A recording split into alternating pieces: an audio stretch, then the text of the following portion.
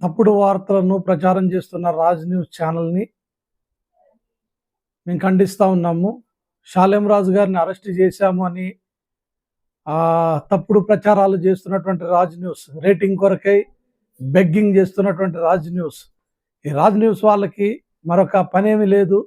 షాలేం రాజు గారిని అడ్డం పెట్టుకొని మరి వాళ్ళు చేస్తున్నటువంటి వ్యాఖ్యలు ఈరోజు యావత్ ప్రజానికమంతా కూడా తిరగబడ్డది. క్రైస్తవులందరూ కూడా సోషల్ మీడియాలోకి వచ్చి దైవజనుడు షాలేం రాజు గారి మీద జరుగుతున్నటువంటి కుట్రలని ఖండిస్తూ ఉన్నారు. ఈ మీడియా ఛానల్స్ ఏవైతే ఉన్నాయో వారు లేనిపోని వార్తలన్నిటినీ కూడా మరి లైవ్ చేస్తూ ఉన్నారు. వారిని ప్రజలందరూ కూడా మరి ఎదుర్కొంటూ ఉన్నారు. దయచేసి ప్రజలారా గమనించండి, లేని వార్తల్ని పుట్టిస్తూ ఉన్నారు. దైవజనుడు షాలేం రాజు గారు కర్ణాటకలో ఉన్నాడు అని, ఆయన అరెస్ట్ చేస్తున్నారు అని ప్రజలందరినీ కూడా భ్రమపరుస్తున్నారు. దయచేసి ఎవరు కూడా నమ్మకండి.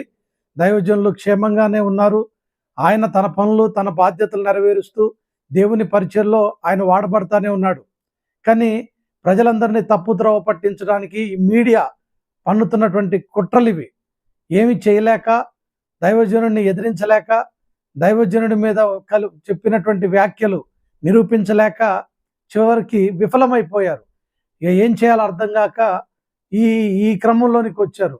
నిజంగా ప్రజలందరూ కూడా దీన్ని చూస్తూ ఉన్నారు. ఖచ్చితంగా రాజ్ న్యూస్ ఛానల్ని బ్యాన్ చేయాలి.